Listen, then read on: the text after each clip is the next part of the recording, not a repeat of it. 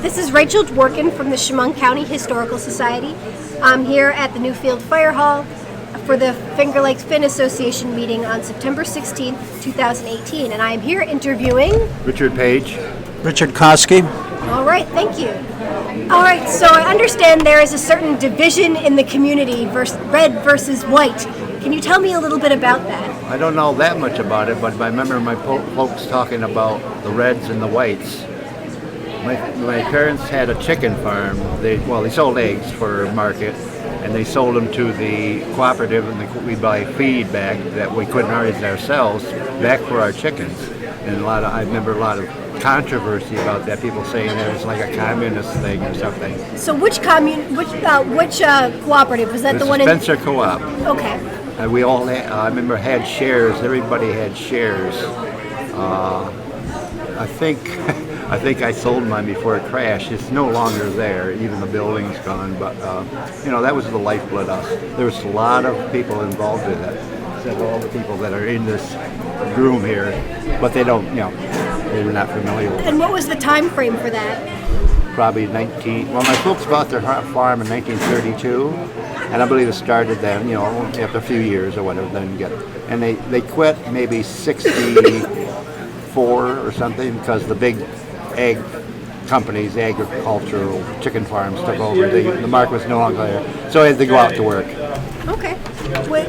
I think the Spencer Co-op started in 1928, and their main store was in Spencer, and they sold chicken feed, they sold groceries, they sold fuel oil, they had a hardware store, and then they opened a branch store in Trumansburg because there were a lot of Finns living in Trumansburg, and I think that was a GLF, right? No, that was on Main Street in Trumansburg. Right. It's an ice cream store. Okay. Now it's on the corner of Main Street and Elm Street, and that opened in 1930. And so they sold all those items, groceries and chicken feed, to the farmers, Finnish farmers in the Trumansburg and Interlaken areas. And then besides selling those items, they also picked up the eggs from the farmers. They had a truck that would go around to the farms, pick up the eggs, and then they would collect them in Spencer, and then they had a big truck, and they would send them down to New York City to sell. So that would cover farmers in Spencer, in Van Etten, in Newfield, in Trumansburg? Right, all the way up to Interlaken. Okay.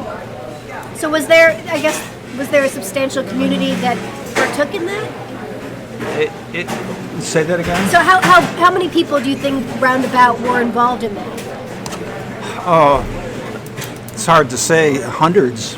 I mean, there are so many of those Finnish chicken farms around here. Okay. So, do you know much about the red and the white issue that the other Richard was talking about?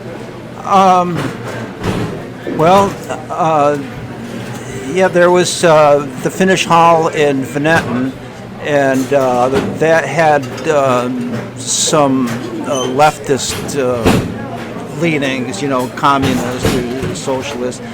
So there was some communist influence there, and but it was mainly a social hall. They had dancing there, and I used to go there when I was a kid. This was back in the 40s, and they would have dances there and programs. Sometimes I would get up on stage and play for the programs, and so they'd have dances, plays, they'd have athletic activities. So it was a big social center for the people.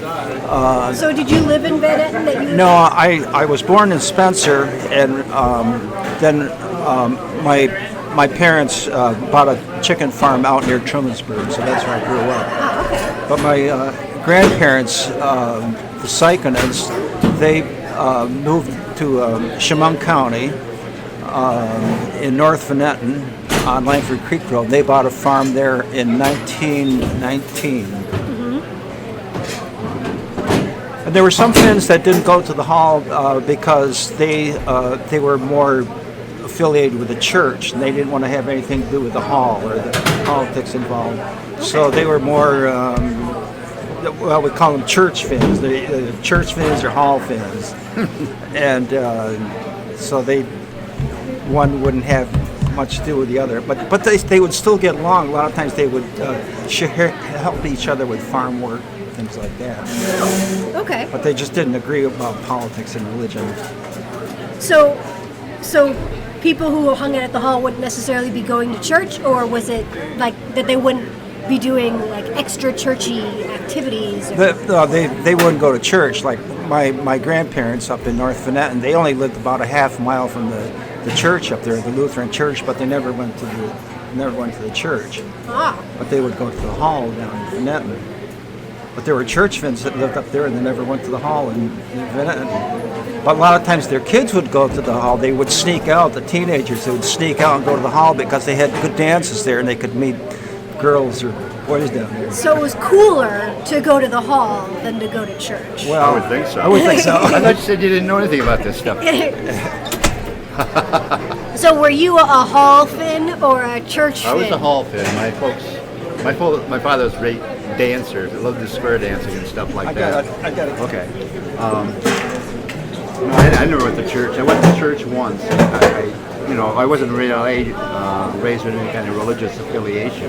I went once, and what am I doing here? I mean, my mother gave me quarters up, but I never went back.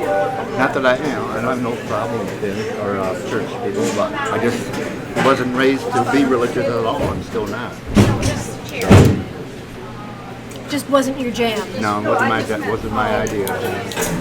So, what kind of stuff did you do at the hall growing up, and which hall was it? It was mostly I just tagged along with my folks when I was younger.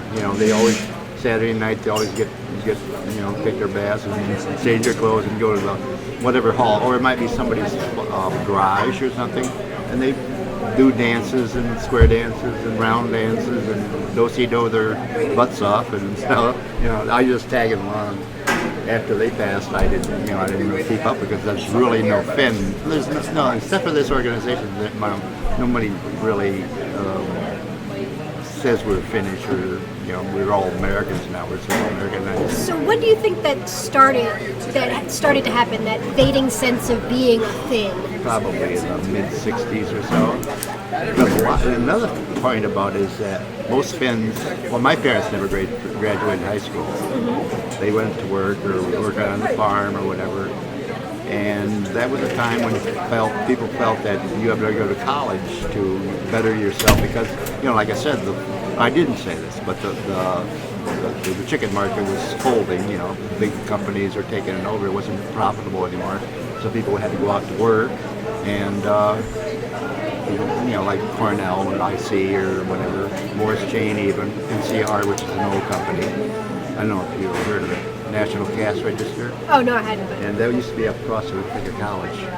And anyway, people who didn't want to work their lives in a factory better get an education. So a lot of my cousins, all Finnish, end up with degrees, even advanced degrees, like my brother.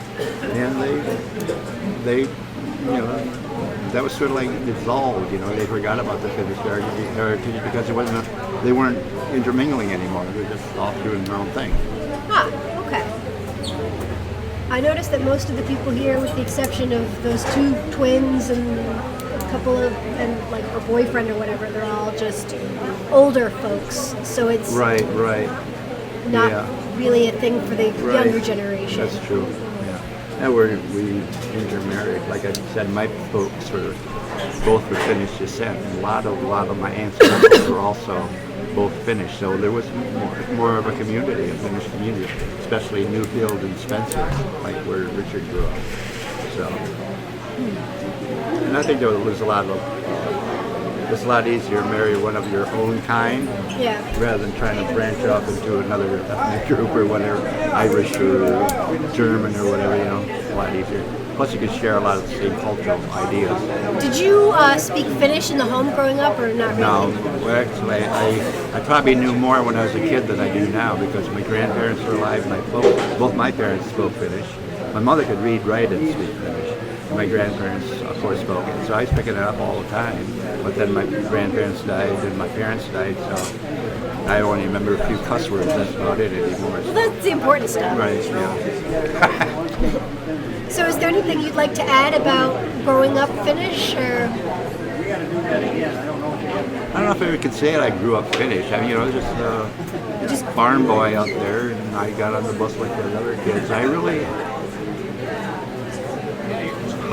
My name was Pettia when I grew up. And the reason my folks changed it to Paige is because my brothers were getting kidded in school. Like my brother Rudy, they called him Rudy Potato or something like that. And I think a lot of it also had to do with the Americanization of these Finns. They wanted to, they wanted sort of secretly, I'm a Finn, but they didn't, I'd rather be an American, English-speaking American. So, like I said before, they're trying to assimilate, like all ethnic groups do, right?